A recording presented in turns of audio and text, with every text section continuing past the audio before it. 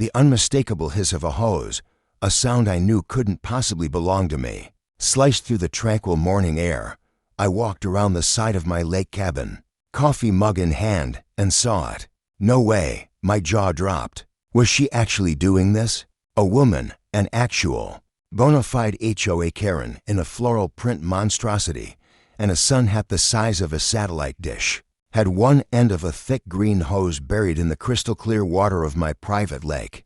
The other end, connected to her cabin's spigot, was a visual crime against common sense. She wasn't just siphoning, she was openly, brazenly stealing from the source.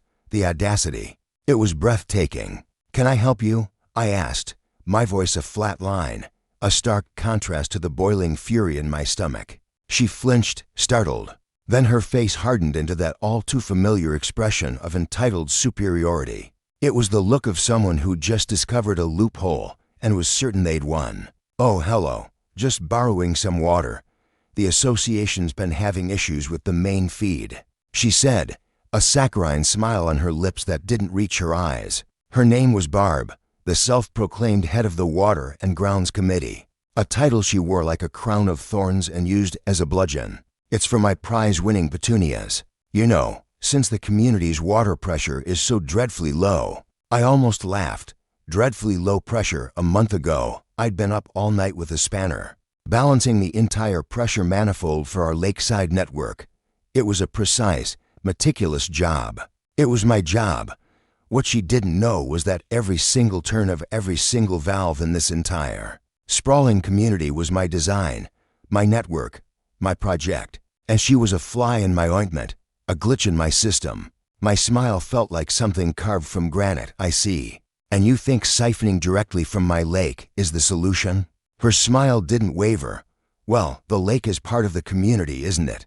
As a resident, I have a right to access its resources. It's a private lake, Barb. It's part of my deed," I replied, the words dripping with a cold finality. A flash of panic crossed her face, but she quickly suppressed it, puffing up her chest like a proud pigeon. "Regardless, it's for the good of the community. What harm could a little water do? I'm sure you have plenty to spare.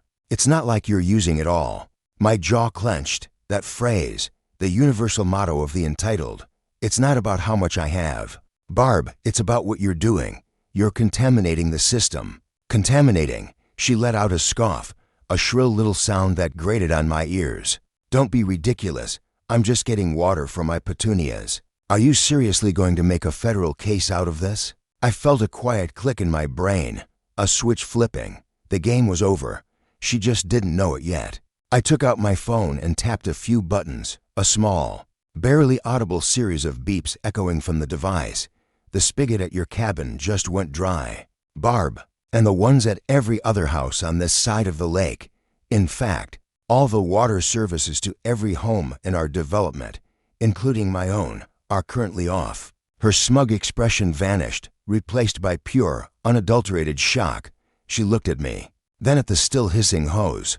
What did you just do?" "I just sent an emergency alert to the entire network," I said, my voice low and steady. "An alarm triggered the moment that hose went into the lake. I have a whole suite of sensors and safeguards installed. You see, the HOA didn't have the funding for the kind of infrastructure a community like this needs. So, a few years ago, I put in the capital myself, designed the entire system, and installed every last pipe and valve. It's my network, and when it detects a potential backflow or contamination risk, it shuts down the whole thing."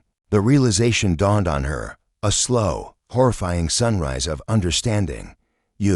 You're that infrastructure guy," she stammered, the color draining from her face. "I'm more than that," I said, a faint smile touching my lips.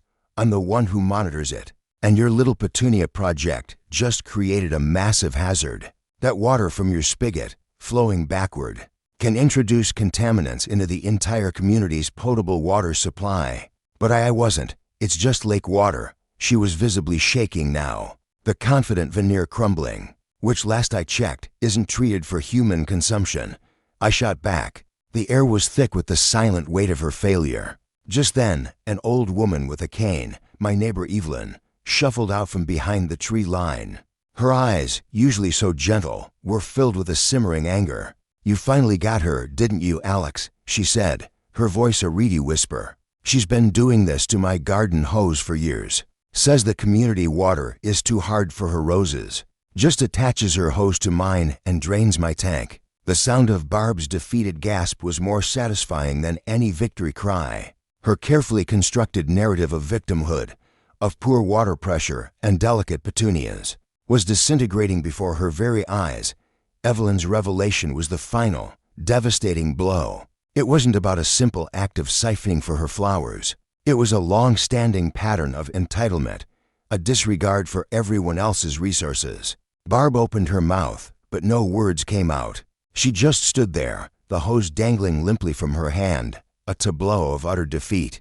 Her face was a kaleidoscope of emotions, shock, humiliation, and finally a deep, bitter rage directed not at me, but at the situation she had so foolishly created.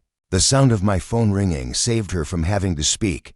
It was the HOA president, his voice a frantic buzz. "Alex, what the heck is going on? The water's out. My wife is freaking out." "Tell him what happened, Barb," I said, holding the phone out to her. "Tell him you tried to steal from my lake and almost poisoned everyone." She turned away, a pathetic, whimpering sound escaping her lips. I have to go." She dropped the hose and scurried off, the oversized sun hat bouncing erratically on her head, leaving behind a profound silence and the gentle lap of the lake against the shore. The drama had ended not with a bang, but with a whimper. Evelyn sighed, a long, tired exhalation that seemed to carry the weight of all her past grievances.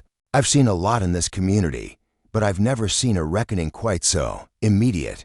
I nodded, the anger in my gut replaced with a quiet sense of satisfaction. It wasn't about the water, it was about respect, about boundaries, and for once, the Karen had learned a lesson. As for the rest of the community, the water was back on within the hour. But the story spread like wildfire. The Great Water Crisis of Summer 25, as it was dubbed, became local lore. It was a story about justice, about a silent, calm counter-strike against arrogance. The moral of the story was clear to everyone. But what about you? In a situation like this, where someone's entitlement threatens the well-being of a whole community, do you think a private, personal act of resistance is the right way to handle it? Or should it always be a public affair? Where do you draw the line between personal vengeance and collective justice? Let me know what you think.